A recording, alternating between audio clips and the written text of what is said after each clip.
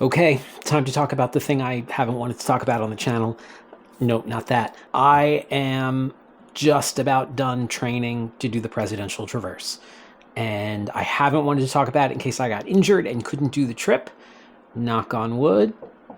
So far, I'm okay. I'm past the peak in terms of mileage. I'm feeling good. Yeah, so let's talk about the Prezi. Let's go.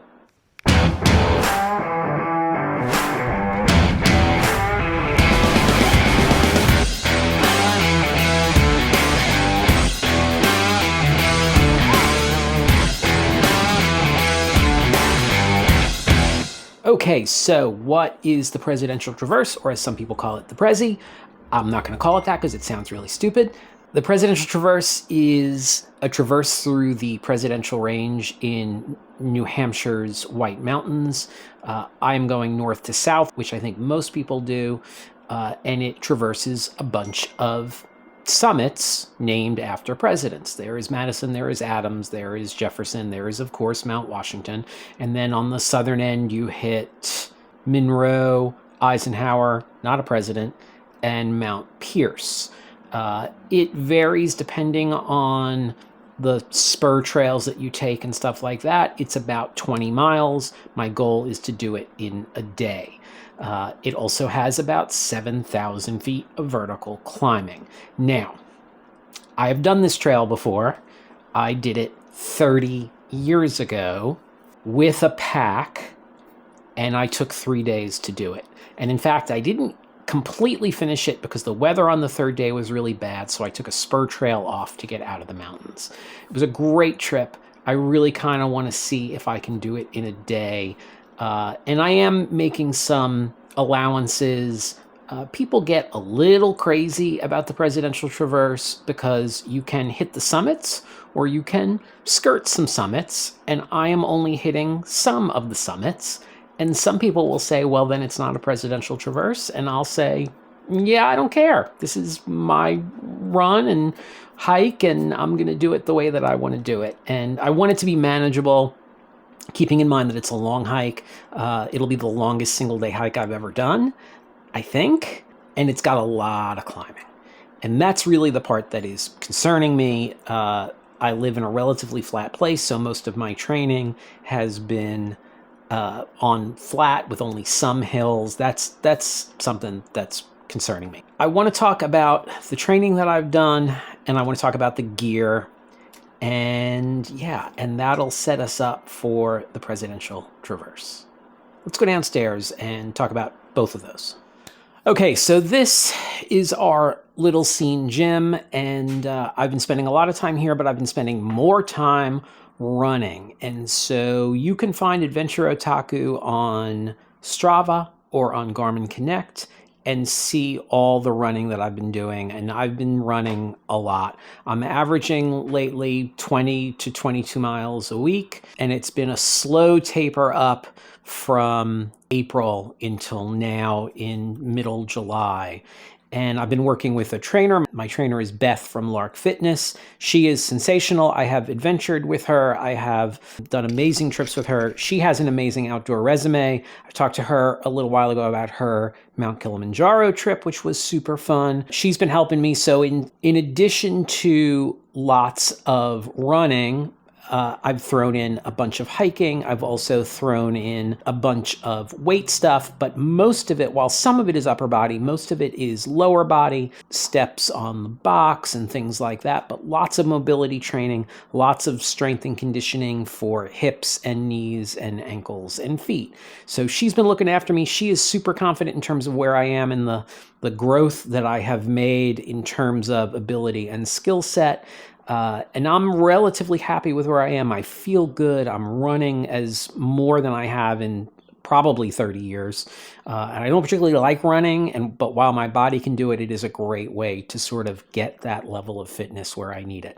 Most of this will be a hike, but any place that I see flat, straight trail, which is not that common in the White Mountains if you've been there, I'm going to try and run that to make up as much time as I possibly can.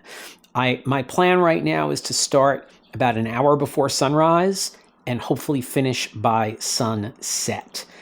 And the route that I've picked for myself in terms of what summit peaks I'm taking and such, looks like it's about 18 miles. I should be able to do that in that amount of time between sunrise and sunset, but because of all the climbing, I'm a little concerned. And in particular, I need to be careful on the descent towards the end, which may be in the dark, and I'm going to be exhausted. So that is a very easy way to get injured.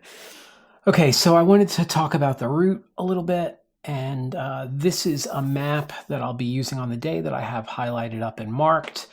And I'll also show you over on the side, I'll show you what it looks like on X. And so I've broken this down into 5 legs and two goals. So leg 1 is the start to the Madison Spring Hut, which is 3.5 miles, and my goal is to do it in 3 hours. It's going to be early. I'm going to be fresh. It should be cool because it'll be really early, but that is almost make or break for the trip. Most of the climbing is there, so that's going to be tough. Leg 2, 2.5 miles from Madison Hut to Mount Jefferson. Again, I think I have 3 hours for that. I'm not sure. I need to double check that. But and then the third leg for the first part of the day is Mount Jefferson to Mount Washington. That's 2.9, or call it 3 miles. And so my goal is to do that in 7 hours, which is going to be hard, but that's my goal. So big climb here, little climb here, big climb here. So that's 7 hours. Take a break at the summit of Mount Washington. So that's goal 1, which is getting to the summit of Mount Washington by noon, starting at 5 a.m. Then I've got 2 legs. Leg 1 from Mount Washington to Mount Eisenhower. That is 3.8 miles, I think. And then Eisenhower to the end, the Highland Center, which is 4.1 miles. And the goal is to do that in 7 hours as well. That will be mostly downhill, but I will be tired. And that'll get me done around sunset, and then back to the van, and I'm going to sleep for the rest of my life. So one of the reasons that I chose this was it seemed to me at the time that it would not be particularly gear intensive, right? Obviously, I was going to need a new pair of shoes for hiking, which would be trail runners, but I've got pretty much everything I need, right? And then in the process, I was like, well, I don't really have a suitable pack. So the first thing I bought was this Black Diamond backpack.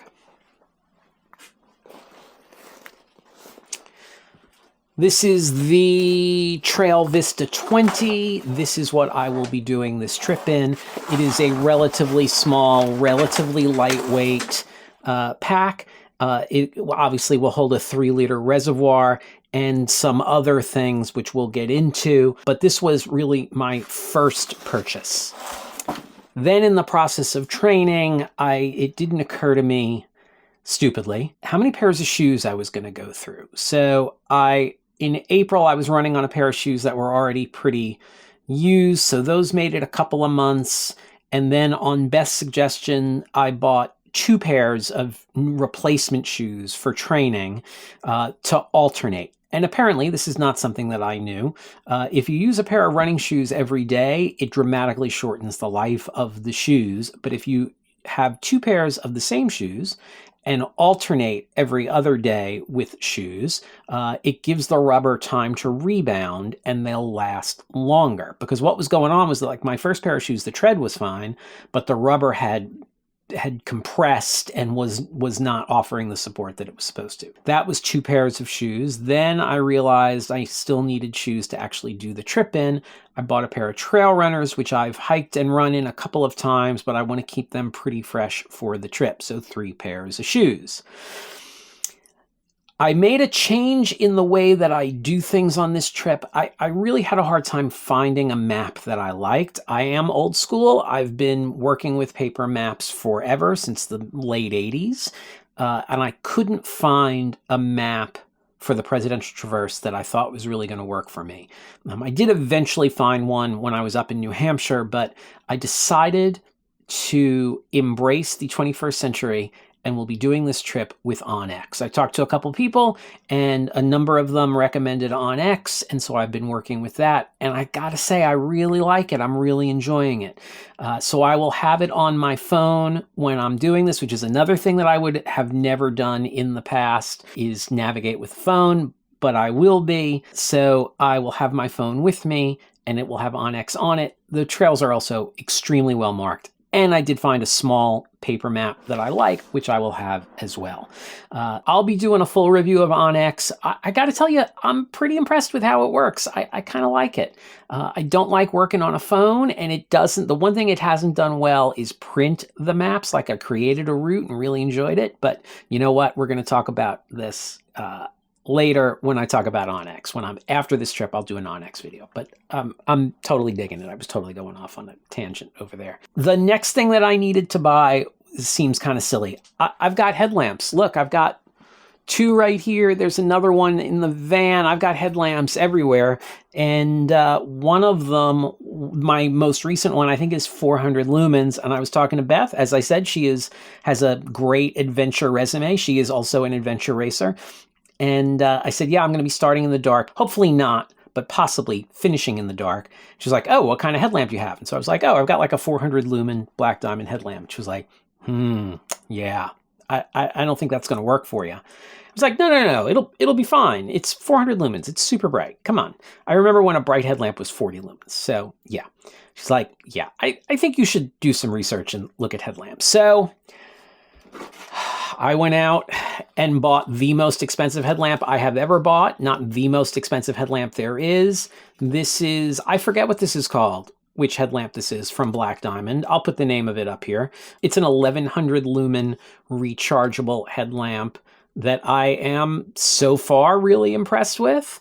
It is ridiculously bright, but I think I'm going to want it. It will also make it easier for shooting, and because of course I am bringing a camera, and so I'm not sure which camera I'm bringing. I'm bringing a 360 camera for sure, but I'm also I think I might be bringing a GoPro.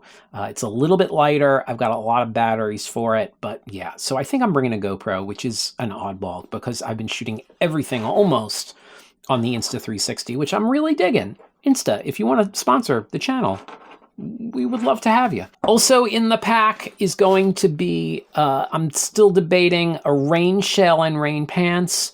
Certainly a rain shell, but I'm debating, do I want to just add rain pants or should I actually bring a bivy sack?